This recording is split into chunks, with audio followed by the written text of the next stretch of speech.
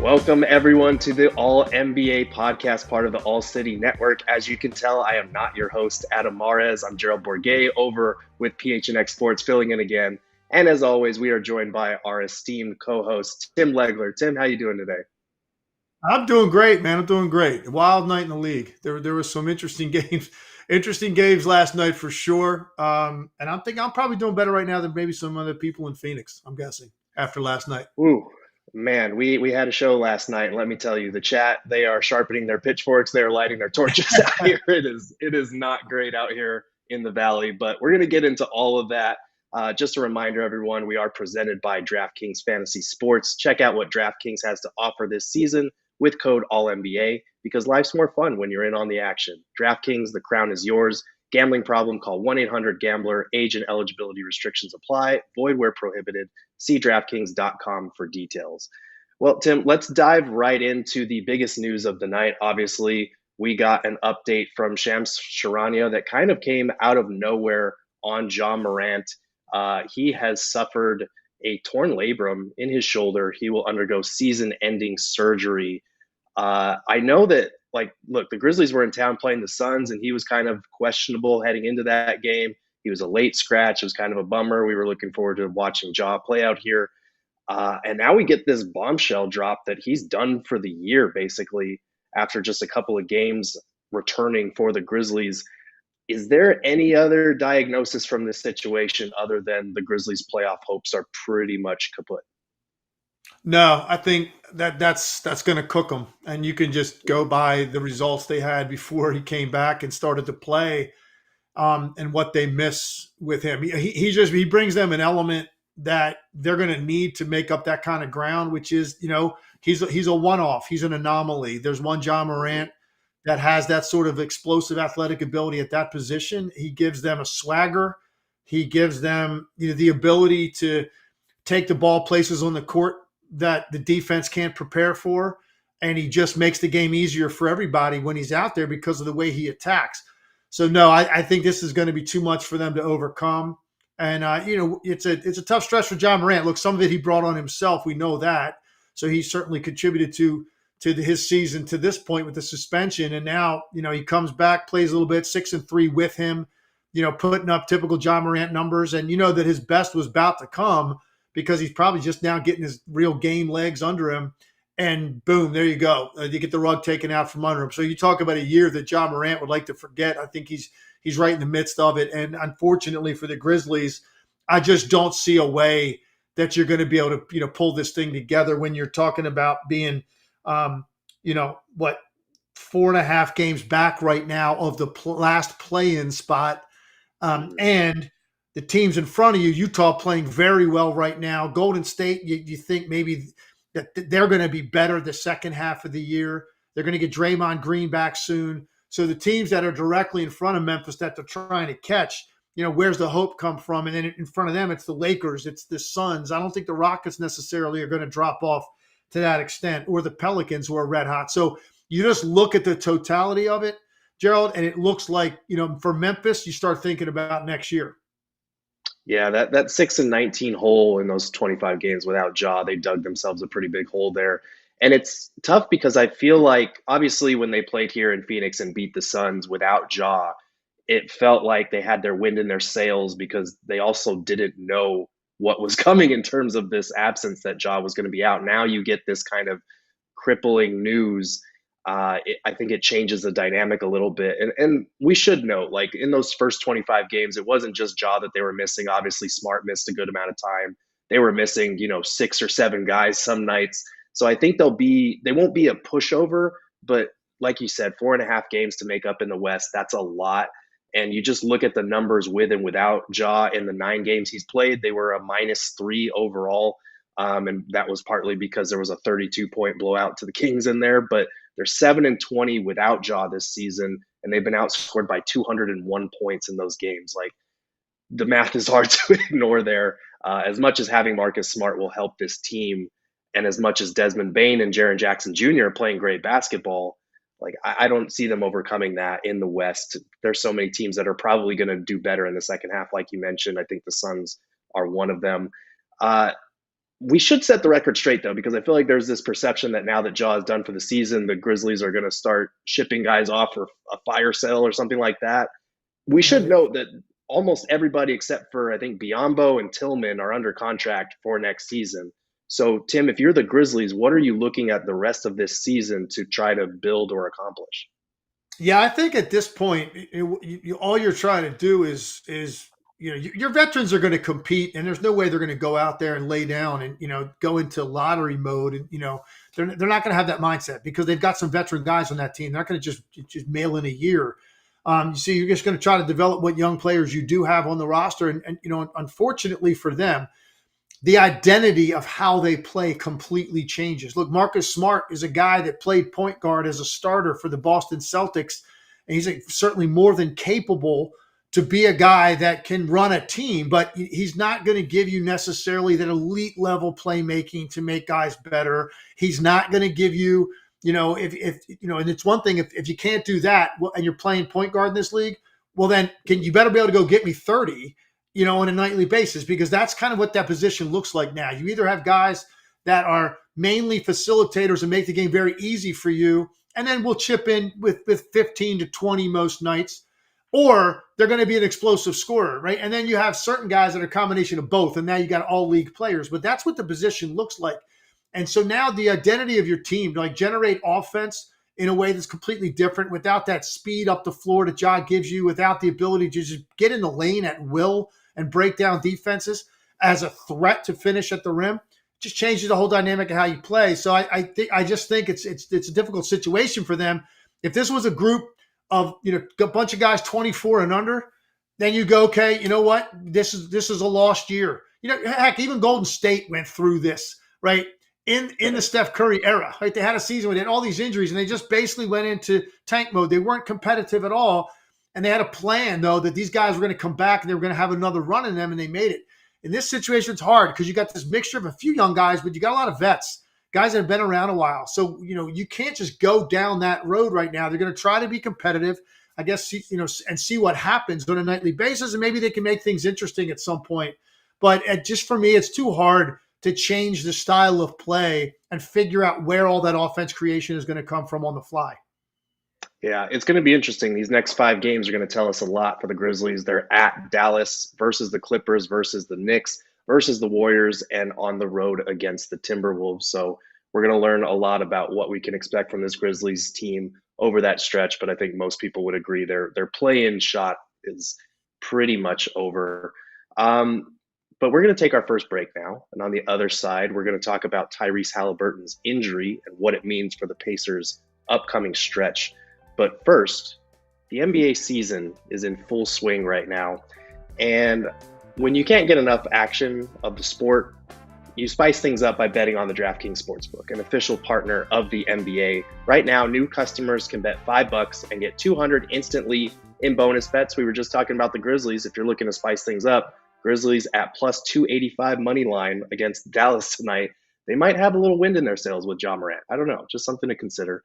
Call to action, download the DraftKings Sportsbook app with code ALLNBA. New customers can bet just $5 on the NBA and get 200 instantly in bonus bets only on DraftKings Sportsbook with code ALLNBA. The crown is yours. Gambling problem? Call 1-800-GAMBLER or visit www.1800gambler.net. In New York, call 8778-HOPE-NY or text HOPE-NY 467-369. In Connecticut, help is available for problem gambling. Call 888-789-7777 or visit ccp.org. Please play responsibly. On behalf of Boot Hill Casino and Resort in Kansas, 21 plus, age varies by jurisdiction. Void in Ontario. Bonus bets expire 168 hours after issuance. See dkng.com/basketball for eligibility and deposit restrictions, terms, and responsible gaming resources. All right, Tim. So, I mean, last night was a tough night for NBA point guards. Obviously, we got the Ja Morant news, and Tyrese Haliburton took a nasty fall in that game against the Celtics. Fortunately, we did get some good news this morning from ESPN's Adrian Wojnarowski. It appears that he's not going to be out for a long period of time. He has a grade 1 left hamstring strain, according to an MRI on Tuesday. He's expected to be reevaluated in about 2 weeks, and there's relief that he's avoided serious injury. I mean, I was obviously when a player goes down, sometimes you see teams have that kind of jolt of like, we're going to win it for this guy or we're going to do it for this guy. And I felt like that kicked in last night against the Celtics. But you look at the Pacers' upcoming stretch of games that they have here. They're currently 21-15, sixth in the East, which is the same record as the Heat in fourth, the Magic in fifth, the Cavs in seventh, and the Knicks in eighth. So this is going to be an interesting stretch where they're either going to fall behind that pack or be able to keep pace with them. They're 5 games ahead of ninth place Bulls, so they're not in danger of sliding out of the top 8 there. But over the next 2 weeks, they've got the Wizards, they've got the Hawks on the road, Nuggets on the road, Jazz on the road, Kings on the road, Blazers on the road, Suns on the road, and then the Nuggets at home. What are you anticipating for these next 2 weeks or so without Haliburton out there? Yeah, look, well, if they get the kind of play that they got last night at Andrew Nembhard, TJ McConnell, they're going to be okay. Yeah. Those guys were amazing last night. They went for 21 and 10 combined as the lead guard. And look, they're clearly not Tyrese Haliburton, right? I mean, he's special, transcendent talent. Here's the thing I want to start off by saying, like, that type of injury, having experience with this kind of thing, they're talking about reevaluating in 2 weeks. When you hear something like that, you're thinking actual time frame. That might be more like 4 weeks, 5 weeks. And at that point, you're pushing into All-Star weekend.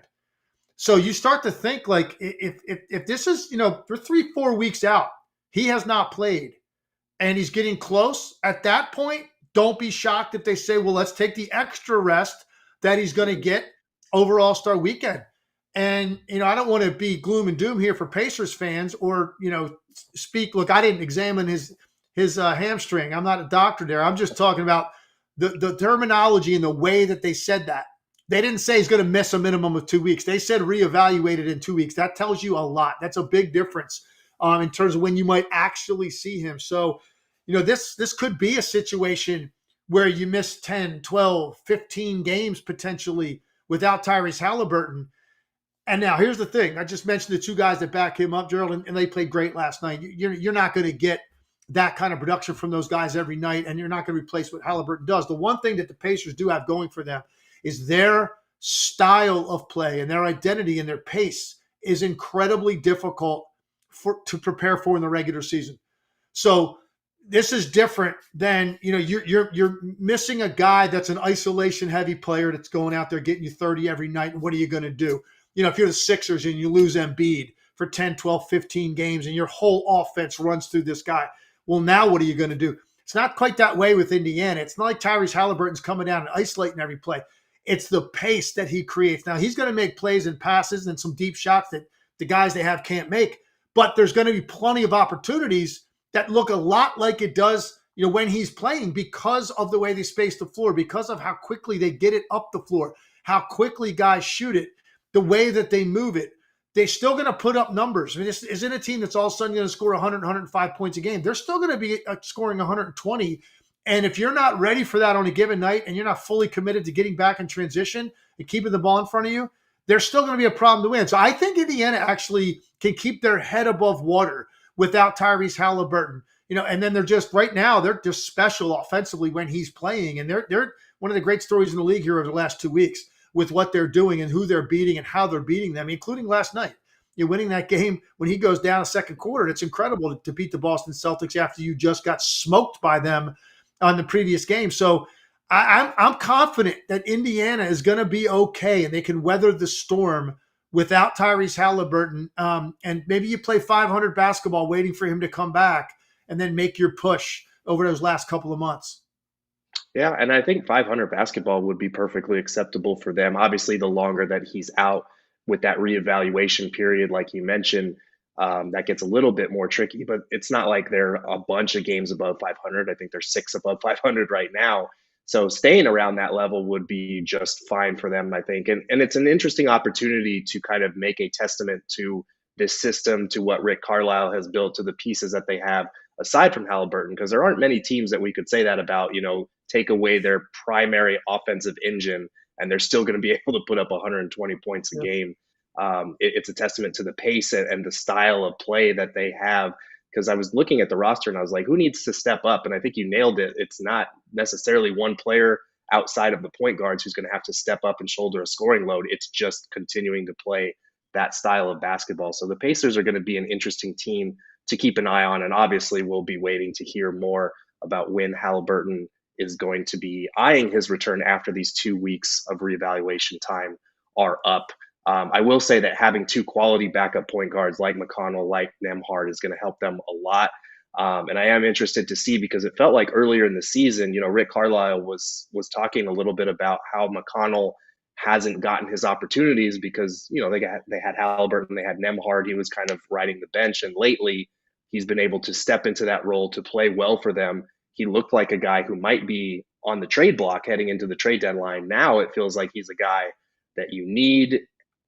I don't know. Do you see him carving out a role for himself over these next few weeks to make him kind of not untouchable, but a guy that they would prefer to keep around rather than ship out in February? Yeah, I don't see how, that's not the case already. Every time I watch TJ McConnell play, I just scratch my head of how he's ever facing inconsistent minutes, or he's facing stretches where he's not in the rotation. I don't get it. Mm-hmm. There's always something positive he's going to bring. If he's scoring for you, it's a bonus. But what he creates with his pace, the way he probes, the way he loves to take the ball from one wing, go under the basket, dribble along the baseline, come out the other side. The way he forces heads to swivel, he gets you all out of whack defensively, because who takes the ball under the backboard along the baseline and comes out the other side? The only point guard I remember doing Mm-hmm. that pretty consistently was Steve Nash. Like, that was his Mm-hmm. thing. And he loved getting you to turn your head, and so now your back is basically facing the guy you're guarding, and now you get some weak side cuts and slashes. If you're not paying attention to him, he'll make the reverse layup like he did over Porzingis last night. He'll kind of like Mm-hmm. sneak you real quick off the glass. That's a bonus. It's just the other stuff, the pace, the number of loose balls he comes up with. Like, he's a pest defensively. And there's another thing you cannot really quantify.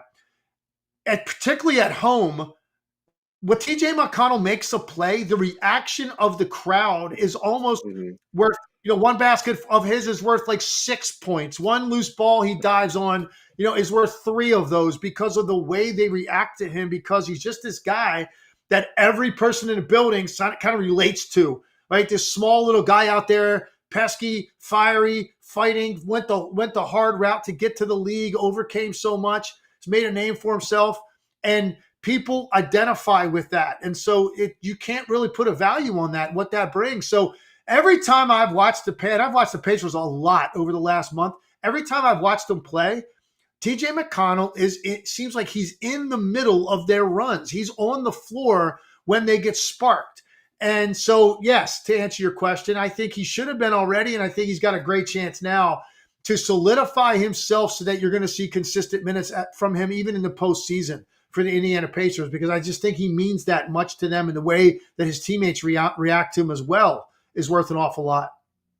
Yeah, you hit on it. And I think going back to his days out here in Arizona, even, like, he's always been that type of player, that type of fan favorite, because of the work ethic, the blue collar mentality, if you will, in terms of how he plays the game, diving on loose balls, setting up teammates. Like, he's an easy guy for that fan base to root for. And I think it's funny because a lot of Suns fans out here have been identifying point guard as a need. They've been looking at TJ McConnell. I know the Suns were interested in him last season, but it does feel like he's a guy that is going nowhere now, even before the Halliburton injury. So something to keep an eye on with him, because And he and Nemhard are going to be in charge of righting the ship over these next few weeks. I just real quickly to finish up and put a bow on this TJ McConnell discussion. A quick story about him. So I was at the game in Wells Fargo when he was playing for the Sixers, and the Sixers had drafted Markelle Fultz. And you remember Markelle Fultz had all kinds of issues when they drafted him with his shoulder, and then I think he really was just overwhelmed with the market and the pressure of being the number one pick, and it clearly affected him.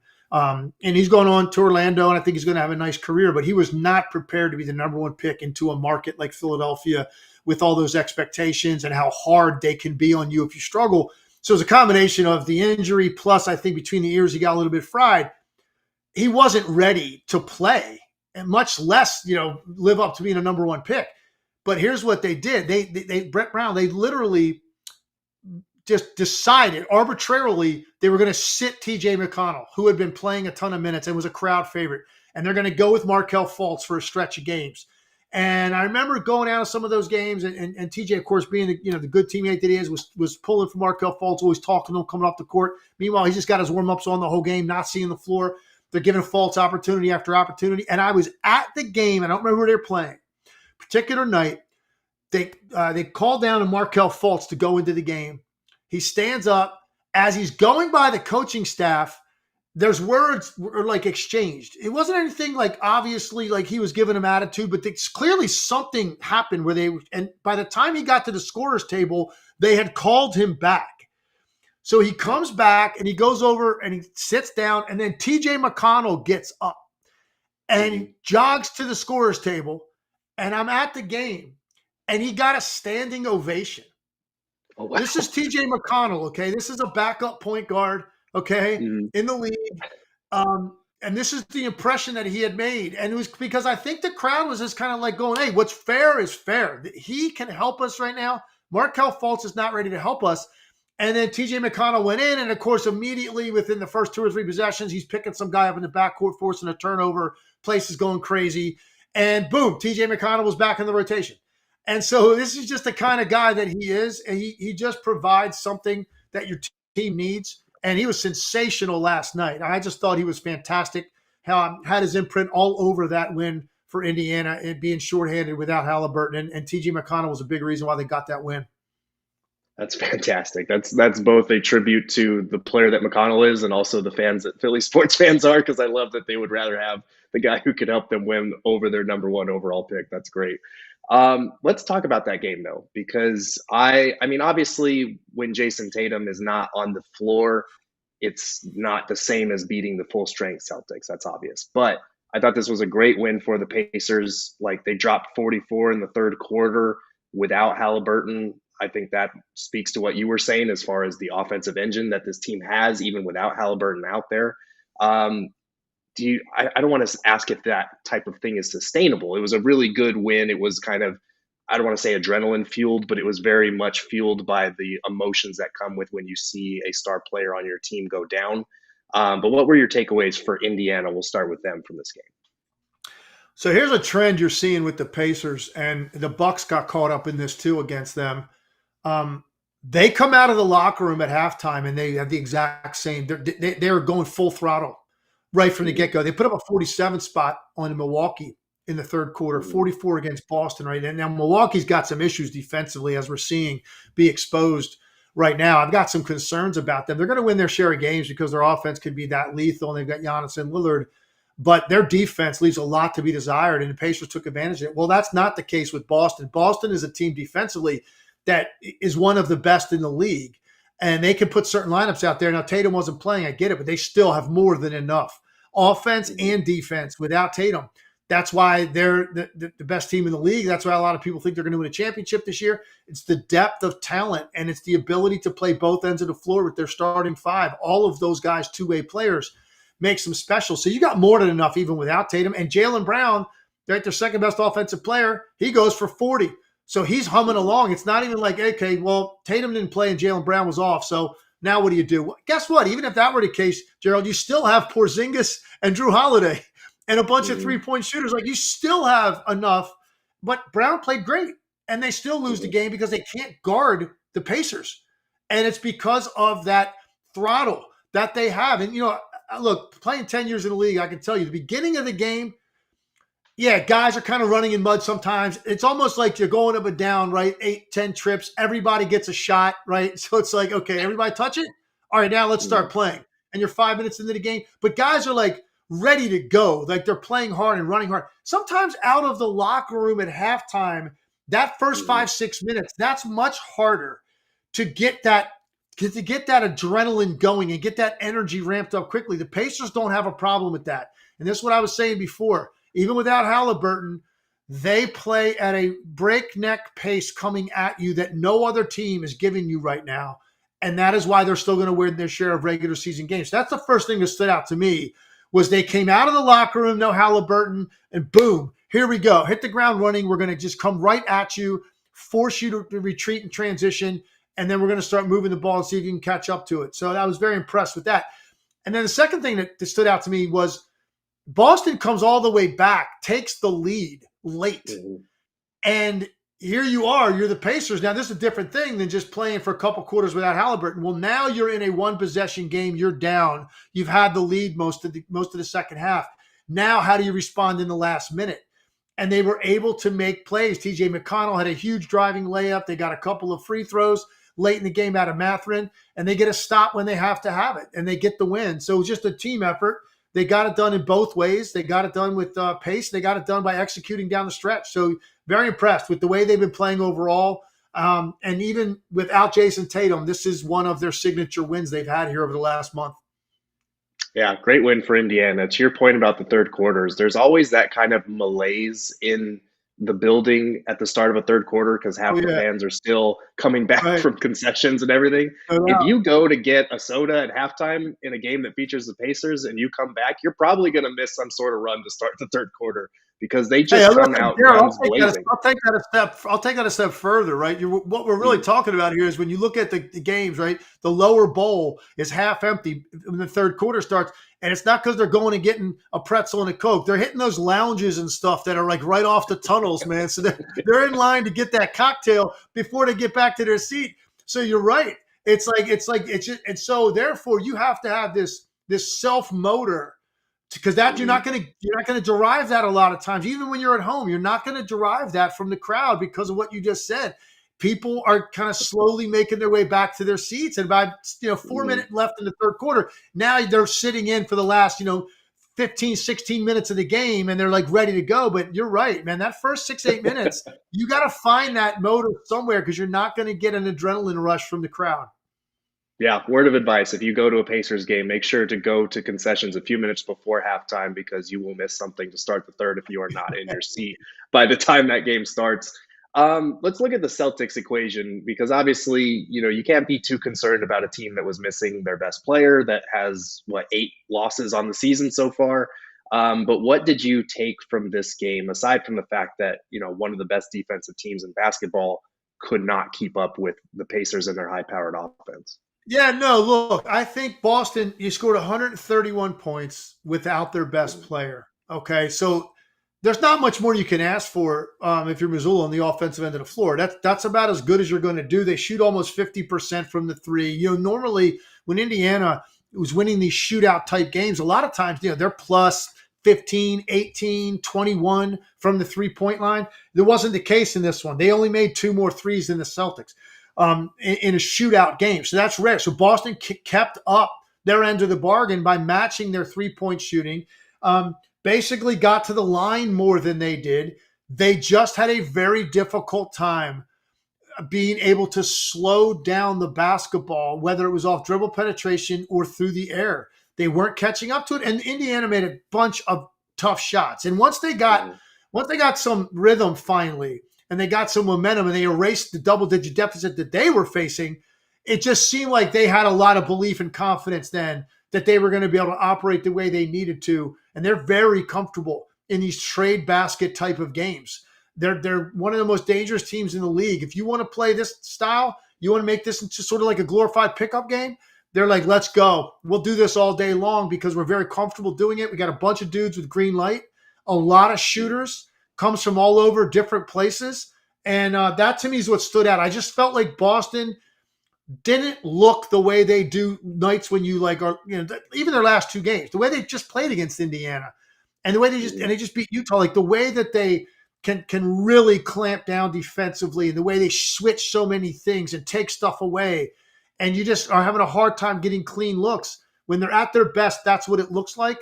That didn't look like that last night. Indiana was able to get space, move the ball ahead of their closeouts, and square up and knock down big shots.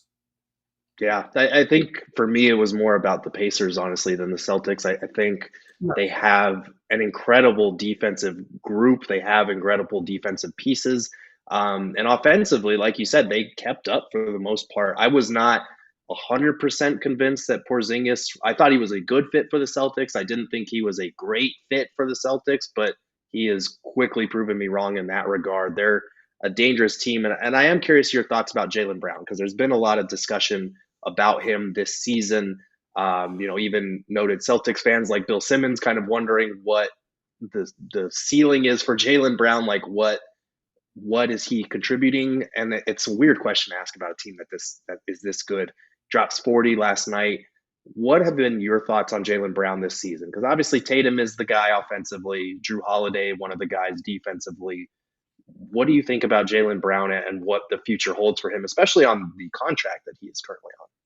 Yeah, look, I'm a big Jaylen Brown fan because I love how hard he plays. The guy plays Mhm. defense. He takes on challenges on that end. He does not conserve any energy defensively. He's up pressuring. He plays passing lanes. He's a good help defender. And then, he's going to be an aggressive attacking scorer on the other end of the floor. So I love his all around game. And, like, I think he's a winner. And I think he's the kind of guy that, can, be a top two or top three player on a contending team. He's already proven that. Boston has been to a final. They have been, it feels like perennially, they're a conference finalist type team Mhm. at minimum. He's been a big part of that. The one thing that I've always questioned about the pairing with Tatum, they don't really do things on the court that are interactive with each other. They're more like independently doing their thing every given night, separate from each other. And that's not necessarily a bad thing. They've done a lot of winning, and you've got two guys that are capable on any night of exploding, and you got one on each side of the floor. Okay, people say, well, that's a wealth of riches. It is. But imagine when you have players that kind of complement each other more offensively in the way that they play, and how that can be more difficult to stop, to guard, to make the game easier for other people. That's the only thing I've always wondered about he and Tatum. Are they too similar in the way that they play, and they're always sort of separate from each other every possession? There's not a lot that involves both guys when they run action. You think about it, it's one or the other typically. And if one guy gets a hot hand, they'll ride that for a little bit. And the other guy's, perfectly willing to accept that because they know, it's going to be my turn maybe next quarter for 6-7 minutes. They're going to ride me. But, so that's the only question I have about that. Is there a move you could make for Jaylen Brown to bring in a play? First of all, if you trade Jaylen Brown, you have to get back an all league caliber player. You can't get back something for the future. This team is Mhm. built to win right now. They've got veterans. They've been close. They're all in to win it right now. So you got to get back a guy that's in his 20s that can play at that level. That's potentially an all-league player, certainly an all-star, if not an all-league player. But maybe the difference would be fits better playing with Jason Tatum, where their skill set is more complementary of each other, so you can run more action together. I don't know who that is off the top of my head. That's the only thing that I would say because personally, I'm a huge fan of Jaylen Brown. And I think you're going to Mhm. win a lot if he's on your team because the dude flat out competes. He loves to play, seems like a good teammate. And he and Tatum seem like they have a pretty good relationship. Like it works. I just don't know if maybe there's a little more you can squeeze out of the value for Jaylen Brown to get something that really would put you over the top. But it sounds silly because they've got more talent than any team in the NBA right now. Like they should win a championship this year based on their talent.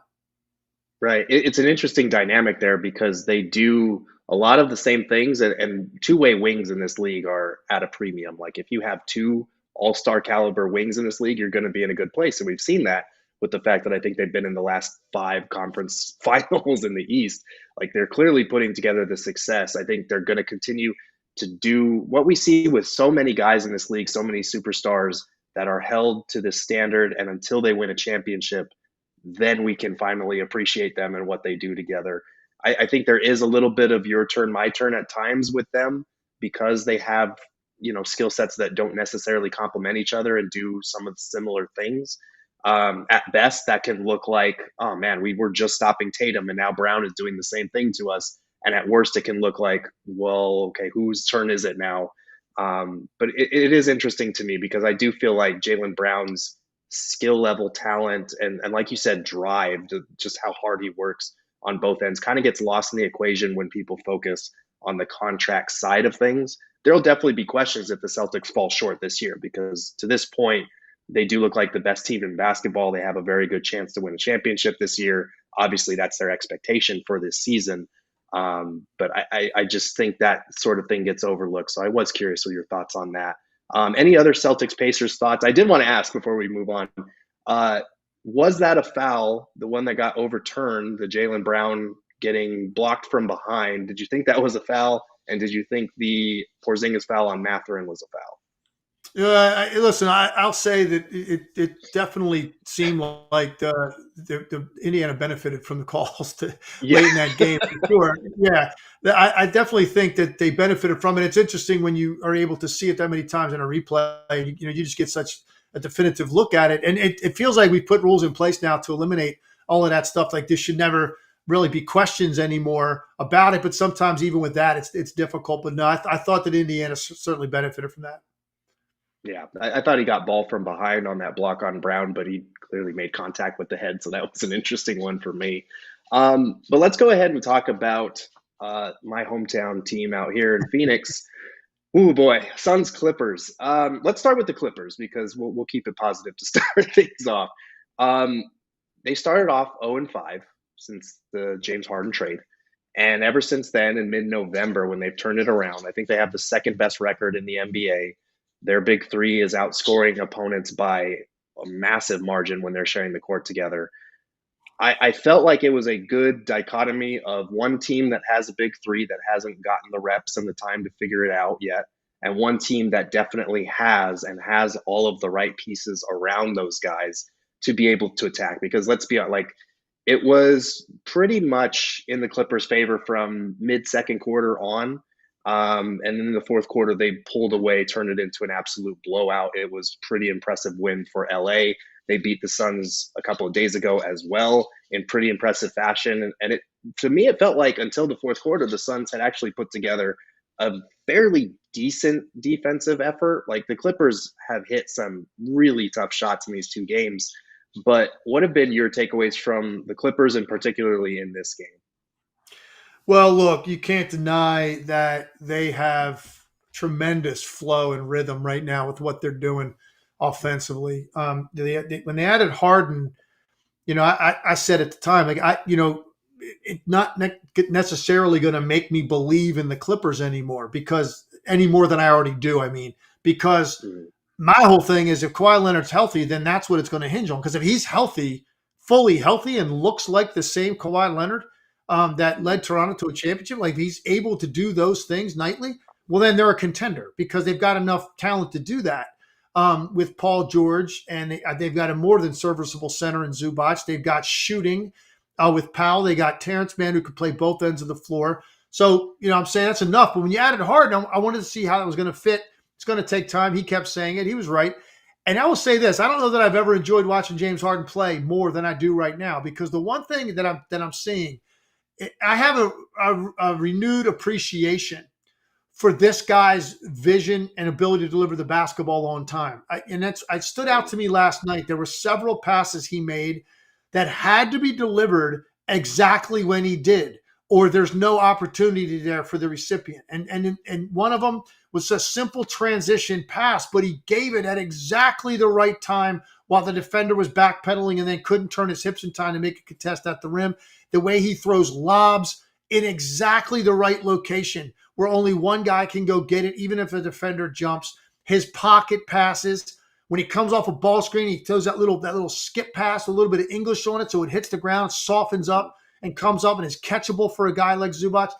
I just have been admiring him as a playmaker in his passing because I'm not so focused on the fact that he's having a weird, 3 for 17 night, or he's having a 1 for 9 night where he just stops shooting altogether and his team needs him to, because here's the deal. They don't need him to score. It's just a bonus. And when one of those guys is out of the game, you have another elite offensive player that is in a great spot because he doesn't feel the pressure of having to deliver every night as a scorer. And I think that derailed him in Philadelphia, particularly in the postseason. I think it hurt him in Houston a couple years in the postseason. Just that pressure of having to have it tonight. My team needs it. They need me to get 30, 35 because that's what they're used to seeing out of me. And I think he would feel that build up and he'd make it almost the moment too big for himself to operate. He would change the way he played. So now he doesn't have to worry about any of that stuff. He can just go play basketball mainly as a facilitator and then pick his spots when to score. And I'm actually enjoying watching him play. And he has given them an added level, I think, now. When you look at the way he is making the game easier for everybody, they are rolling right now. There's no other way to put it. And Gerald, I've said this before. There's not a lot of teams in this league that really impress me anymore with their defense. It's an offense-driven league. It's a shot-making league. It seems like I watch a lot of nights. Nobody can stop anybody. It's just, one great shot after another. They're one of the teams that can ramp it up defensively. They do have the personnel to be able to do that, and they can be quick, and they can pressure, and they can be active and get their hands on balls and get out and get stuff easy. Not many teams can do it. They can. So right now, it's happening on both ends of the floor. And honestly, Phoenix, when this thing started to get away from them in really the third quarter, it just looked like they were kind of waving the white flag, man. Like they didn't want a part of the fight. And they were demoralized by how hard it was to guard them. And that's not a great sign for Phoenix. And I think they've had a number of nights like that. And they haven't had a lot of time with the big three. They were out there last night, and they gave up 138 points, and they got beat by 27. That's the kind of thing that has you walking off the court, shaking your head a little bit, and frustration sinking in a little bit, which is what I think you're referring to when you say like the state of panic almost in the air in Phoenix about this particular group. That's why, those guys all played and they got smoked. And now you're comparing yourself to other top teams in the West, and they're coming up short. Yeah, I think the Clippers are a bad matchup for the Suns in particular, and they're a scary team, them and the Nuggets, because of the like you just look at the big threes between these two teams, like Harden, Paul George, and Kawhi are just significantly bigger than Booker, Bradley Beal, and Kevin Durant, and I think that gave them problems. You look at that box score, I don't think the Clippers had anyone score more than 25 points. It was a balanced attack. I think that speaks to the cohesion they've been able to build. I'll be honest, like when they got off to that 0-5 start, I was kind of selling a little bit of my Clipper stock. I was a little concerned. I think most people were, but I think the one thing that got overlooked is exactly what you hit on, the fact that James Harden doesn't have to score for this team. The Clippers, I don't know if they needed a point guard necessarily, but having someone of James Harden's playmaking vision abilities really changes things for them. And if you do have a night where James Harden goes for, 30, 35, 40, like we know he's capable of doing every now and then, like that makes the Clippers downright unfair. Obviously, this team's success hinges on being healthy. I think every season for the last 2 or 3 years, we've said, well, if Paul George and Kawhi Leonard are healthy, the Clippers could contend, but we've never fully believed that like that's actually going to happen. I hope for their sake that winds up being the case this year, because we're seeing what it looks like fully optimized with the right role players around them. They have an incredible starting five together. Their net ratings and plus minus in those minutes has been astronomical. They're a dangerous team for me, and they have a lot of wing guys. They have a deep bench. They have a great coach. Them and the Nuggets are my two teams right now that I'm looking at in the West. Like, okay, this is a stacked conference. There are a lot of contenders out here, but those two are the ones that scare me the most. Let's talk about the Suns now, because they are not one of those teams, and everyone thought that they would probably be or hopefully be. This is an interesting team to me because, like I said, like they haven't gotten the minutes together yet, which is alarming because we're 36, 37 games into the season. Their big three has played a grand total of 108 minutes over 6 games together. They're a plus 23 in those minutes, and they have a 121 offensive rating, but they've only gotten 70 minutes with their preferred starting lineup that includes Grayson Allen and Yusuf Nurkic. And I made this comparison on Twitter the other day. If you go back to the 2021 season where the Suns had that starting lineup of Chris Paul, Devin Booker, Mikal Bridges, Jay Crowder, and DeAndre Ayton, that lineup was one of the best five-man lineups in basketball for a 2-year stretch there. But people forget over those first 16 games, they were 8-8. Like, they really struggled. It got so bad that people were wondering, do we need to make a change? Do we need to start Cam Johnson over Jay Crowder? Because this thing that should be working is not working. They had a negative net rating through those first 16 games, but they had like 200 minutes together in those 16 games to build, to make mistakes, to tape their lumps, kind of like we saw with the Clippers in those first 5 games where they went 0-5. This Suns team, we're 36, 37 games in, and they still haven't, they barely played 100 minutes together, and that's including last night.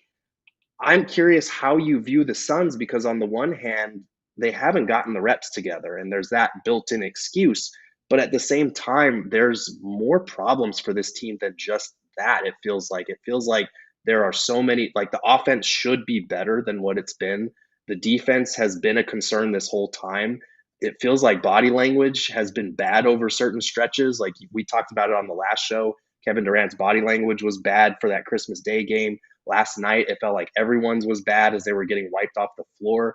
I'm curious how you view the Suns, because they've had stretches where they've looked great, 7-game win streak, 5-1 stretch. They've had stretches where it's like, okay, are we concerned about Frank Vogel's job security and what's going to happen with this team? So how do you view the Suns? Well, look, the world we live in now, when you put together these teams, the way that some of these teams are put together, the window is super tight. Like, we acquired these guys, it's win. You got a couple of years, year and a half. Like, this better look like it's going to lead to a championship, or certainly. And I'm sure, like, I'm not in the Phoenix market. You are. I'm sure on the All Sports Talk Radio that they're talking about Frank Vogel. That's just the nature of the business when you have this kind of talent, this kind of offensive talent on your roster. I don't think there's a team in the league that has 3 guys on it at the top of the roster that have this kind of firepower, collectively, because all 3 guys can beat you from deep off the catch. They can beat you from deep off the dribble. They're great mid-range jump shooters. All 3 can get to the rim. And all 3 are, above average passers. But the one thing that does stand out when I watch them, you don't have a single guy out there that's out there specifically to just push pace and facilitate and find.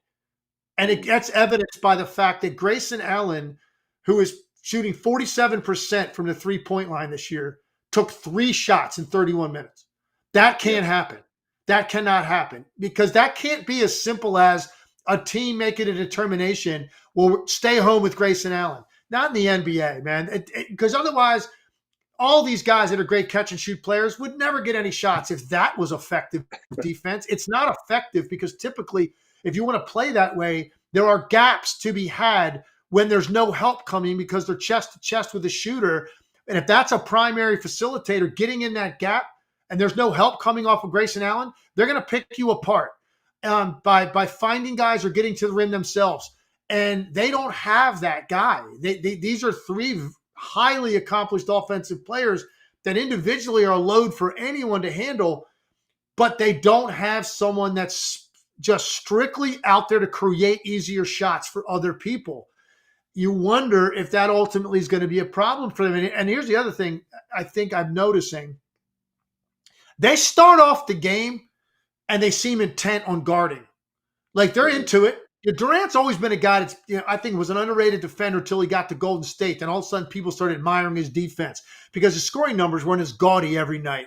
And now suddenly you're noticing this weak side block shot potential and like the way he can guard isolation players on the wing. So he wants to play defense. I've never thought Devin Booker didn't want to play defense. Like, he competes. He gets after it on that end of the floor. Bradley Beal's probably the weakest of the 3. He was never asked to play much defense in Washington because he was just going to score so much. I've noticed as their offense struggles at times in the game, their defense is affected by it. right? The body language is different. They don't seem as connected on that end if they're not having a great flow offensively. So I'm a little bit worried about that. Um, the bottom line is this with the Suns. None of us know, Gerald. We don't know. It's just not a large enough sample size with those three guys together. If you're just being honest and fair about it, it's just not enough because they could find eventually such a rhythm with the three of them. And by the way, Frank Vogel has to figure out with more time with all three the best way to stagger their minutes so that you always have two of these guys on the court at all times. And then you're starting the game, you're starting the third, and you're ending the game with all three. All right. So that's about 18 to 24 minutes right there that they're out there together. Well, what about the rest of it? What about the other 24 to 30 minutes of the game? How are you going to manage that with and he doesn't have enough time to even practically do that because they haven't been available to him. So he's going to get better with that. They'll find a better rhythm collectively. But the one thing I think to continue to look at is, do they miss having that one guy that's just a natural floor leader that gets guys where they're supposed to be and delivers a ball when it has to be delivered so that everybody on the roster benefits? Not just three guys that are great individually offensively. It might not be enough in this league to have that. And I think that's what we're kind of wondering about them. But you cannot pass final judgment until you see.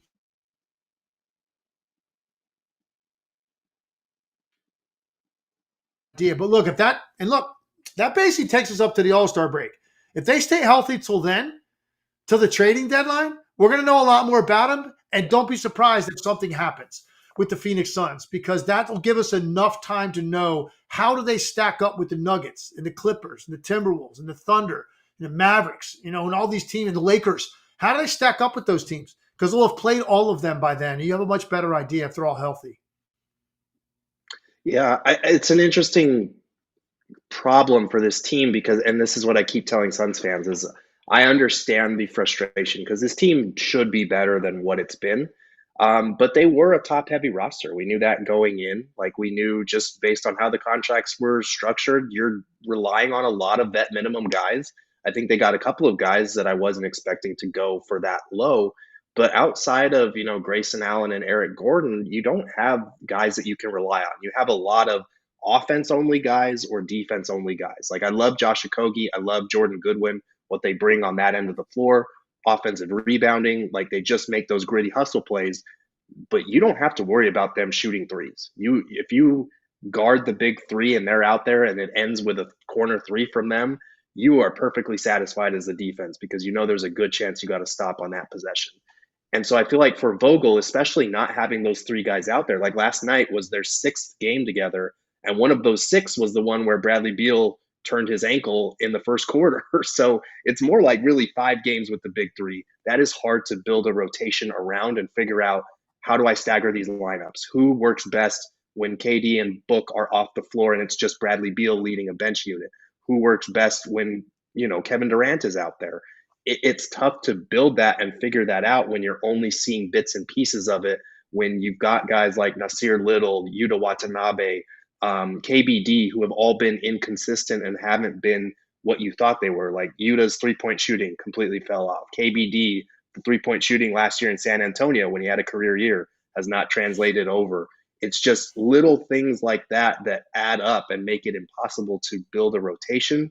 The concern for me, to your point about the needing someone to facilitate, I think Point Book has been good, but it's clearly not something that you can roll with alone, because so many times defenses are throwing junk defenses at him, double teams, blitzes, top blocking, all these different things to get him off the ball. And Book has always said, like, I'm going to make the right play. I trust my teammates.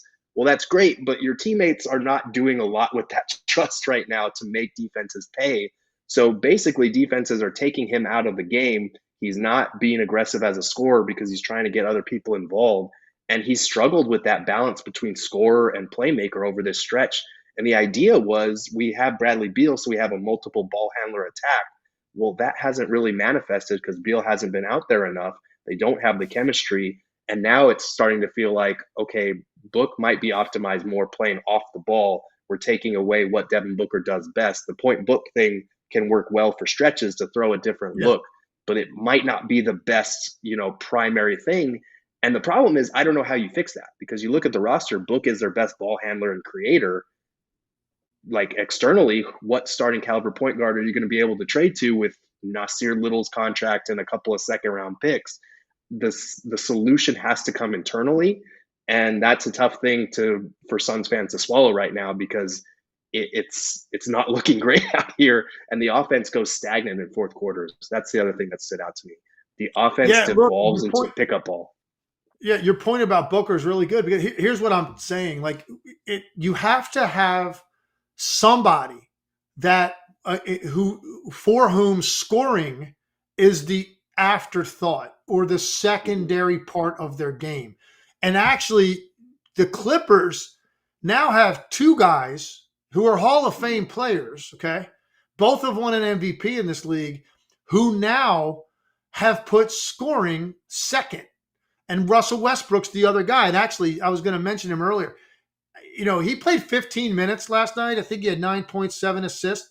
It'd be very difficult for you to find 15 minutes from any player in the league this year that had more action and involvement in the game than Russ Westbrook had last night. He was all over it. And he was like going at Booker in the post, and they got a little thing going between the two of them, and he scored on him. He's rocking the baby on him and all that. He's also a relentless offensive rebounder now. And that got Booker a foul, at one point in the game. He looked kind of frustrated, like, man, what, two guards aren't used to having to box out guys like that are running in 100 miles an hour to get an offensive rebound. Like Russell Westbrook, just through sheer energy, and now putting scoring second. And this was a guy, obviously, in Oklahoma City after Durant left. He had a score, he had a rebound, he had a facilitate, won an MVP doing that. Scoring now comes after for him. He had 7 assists in 15 minutes. James Harden had 10 assists. You get 17 assists from the two guys that are your primary facilitators. And look, I know Kawhi and Paul George are going to start the offense a lot. They're going to run ball screen, look for their shots. They're hunters. That's how they're going to play first. Devin Booker is a hunter, like a grizzly bear, man. They're out there hunting meat, looking for shots. If you put a salad bar in front of a grizzly bear for a couple hours a day, he's not interested in the croutons and the cherry tomatoes, man. He wants to go hunt. And that's what Devin Booker is at his nature. So he can make plays. It's not like he doesn't have a handle good enough to go facilitate. It's not in his primary nature as a basketball player. And that's what I'm saying. That's what they lack. And the Clippers have two guys that are both Hall of Fame players that probably could go hunt shots if they wanted to, but they know at this stage of their career, this is better for the team, and they're capable of doing it. So now they're primarily facilitators, and they score when the opportunities present themselves. The Suns don't really have a guy like that on their roster that they're playing because it's those three, and then you've got some primarily spot-up shooters. You got Nurkic, who's a big, who's going to pick and dive and slash, get on the offensive glass every now and then. You throw it into him in the post. And then you've got, like you said, some defensive guys like Goodwin and Okogie and Bates Diop and these guys that are going to be out there for that reason. They don't have the one thing that I'm talking about. And I don't know if when they looked at their roster, they thought they didn't need it because these guys are so good offensively, that's enough. But I think the other guys on the roster need it. Those three guys don't need that guy. The other dudes do. They need somebody that's primarily looking out for them to get them shots. For the Clippers, it's to get the Zubac's lobs and the Tice's lobs and the Norman Powell open threes. Like, who's going to be thinking about that? And that's what I'm not sure the Suns have. Yeah, it's tough because the Suns, it felt like they made 4 main gambles in the offseason, and all of them are not paying off. The first one, obviously, the Bradley Beal trade, he hasn't been available long enough for them to really capitalize on having a 3-level scorer out there like him who has his own gravity, making it impossible to stop lineups with those 3 out there. We haven't seen it enough. The other one, trading for Yusuf Nurkic and counting on his offense, his connectivity as a passer, his screen setting ability on the offensive end to outweigh some of his deficiencies defensively. We've seen teams attack him in the pick and roll late in games, go directly at him. And he's done a lot better than I thought he would, but he's at the end of the day, he's still flawed on that end. The other one, hiring a defensive-minded coach with an offensive-minded roster. Like Vogel hasn't been able to elevate the defense to the level it needs to be yet, and the offense is nowhere near where it's supposed to be. And the last one, point book. Like obviously you mentioned it. If you look at the roster, I think that they thought that they would have enough playmaking between their big three to not need a traditional point guard. I think they overcorrected from looking at last year with Chris Paul and seeing Chris Paul, move closer to the twilight of his career and said, look, point book was great for us in the playoffs against the Denver Nuggets. Like he played great in that series, handling the load once Chris Paul went down. Maybe we have enough between him and Bradley Beal and Kevin Durant, this multiple ball handler attack. But if Beal isn't out there for more than half the season, you don't have that multiple ball handler attack. I think Jordan Goodwin, they expected him to fill the backup point guard role, and his playmaking and facilitating just hasn't been there. So now you're left with a situation where you're looking at, wow, we really traded campaign for nothing so we could sign Bol Bol, and now we could really use a point guard out there to help facilitate these things. It feels like all four of those major gambles that they made have not panned out yet. Some of them I think still could, but to your point about needing a facilitator, looking at this roster, it's not currently on this roster. So how do you trade for a guy who can come in, be a starter, not give up too much size, and primarily facilitate and push pace? Those are a lot of boxes to check with limited resources. So it kind of feels like you're banking on the big three figuring it out and developing a lot better chemistry that not only works for those three, but where you can stagger lineups and still manage to keep people involved. Because, like I said, fourth quarters, it feels like pickup ball. It feels like your turn, my turn, isolation basketball. And that can work for you in stretches in the playoffs when you need a bucket. But man, in the regular season, when you need to keep role players involved and keep the offense humming, that's a tall task to handle. No question. It's actually this is why I like last year's team going in with Chris Paul, Booker, and Durant, because Chris Paul brings what I'm talking about. Of course, the injuries derailed that team, and they just didn't have enough time together. And then Chris Paul goes down in the playoffs, and they were just overmatched a year ago. But now looking at this roster, there's just not even a guy like that on the entire roster, which is crazy because you would think even if they had a TJ McConnell like guy on their bench, Right. that's all he's out there to do. Maybe that's going to be better for some of these role players I'm talking about to get easier shots because he's pushing the pace and he's going to think shot at as a last resort. Let me get these guys some shots and some touches and some looks, and it maybe energize the rest of those role players because, like I said, and even Eric Gordon, I think, didn't get enough shots last night. And he had a game recently where he took 3 shots and playing 25 minutes. These guys are hired guns, Grayson Allen and Eric Gordon. Like, they have to get shots. If you're on the floor, those two guys are not getting. Although I will say this, Grayson Allen's impressed me with his all-around game. I think he's tough. He competes. He's been a very impressive man. I just like the way he goes about it. He's more than just a one-dimensional catch-and-shoot player, but that's primarily what he does and how he's going to get paid. So if you got guys like that on your roster, the ball needs to come to them when they know that's someone out there looking for them specifically. It's going to keep them on their toes. It's going to make them run a little bit harder, get to their spots a little bit quicker. And I'm not sure right now that flow is necessarily there for them. So we'll see.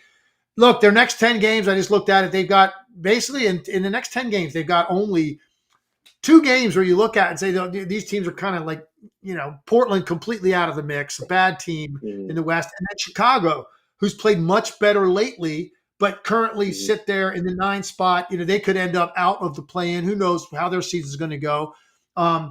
Those other 8 teams are all solid playoff teams. All of those teams. So you're going to get a real test here over the next 3 weeks. And if hopefully all 3 of these guys play every night, we will have a much, I think, more intelligent conversation on the actual ceiling of this team by the time you get to the All-Star break, based on what's coming up for them and finally getting some time together. I'm very much looking forward to that because the one thing that's hard, like you said, we just don't know. It's hard to discuss this team because we just haven't gotten the film or the sample sizes to really evaluate what they are, what they can be. But I will say Eric Gordon took a ton of flack for what he said after he took 2 shots in the Sacramento game that they lost by double digits for wanting more shots. But he was kind of right when he was alluding to the lack of flow, the lack of consistent shots that guys are getting night in, night out. And I think Grayson Allen taking only 3 shots last night was another reminder of that. He was kind of right, as much as you don't want to have a veteran bench player saying, I need more shots. Like at the end of the day, he wasn't wrong. Tim, any final thoughts about the Suns before we get out of here? No, I just I know that right now you probably got a new drama series has been created in Phoenix. Phoenix 911 is probably a real popular show out there right now because when you put together this kind of talent, you're just expecting immediate results, and it's all going to be smooth sailing, man. The West is loaded. The top of the East is loaded. It's hard. It is hard to navigate through this. My only advice to people in Phoenix that love this team is just be patient. You have to give them more time together to know. And these losses certainly are demoralizing when you go up against another juggernaut and you think, okay, here we go. This will give us a barometer, and it's not exactly what you were expecting. Don't think that this is going to be the final result. So it's just going to take time. We'll be talking about them a lot because of who they have on their roster. But I'm just smart enough to know that these things can turn once you give guys enough time to play together and they work through some stuff. And that includes Frank Vogel having a full roster at his disposal and him coaching differently. It's going to feel different to him to have those guys out there too. So let's just give him time. That's my only final word on that. Listen to the man, Suns fans, Tim Legler. He knows what he's talking about. We're going to delay that broadcast of Chicken Little Central that's coming here on this 2023-24 Phoenix Suns team. But I think that's going to do it for this edition of the All NBA podcast. You can follow Tim on Twitter at LegsESPN. You can follow me on Twitter at Gerald Bourguet. Adam will hopefully be back here soon. But until next time, make sure to subscribe to the podcast, give us 5 stars, follow us on Twitter, and we'll be back soon to talk about some more hoops.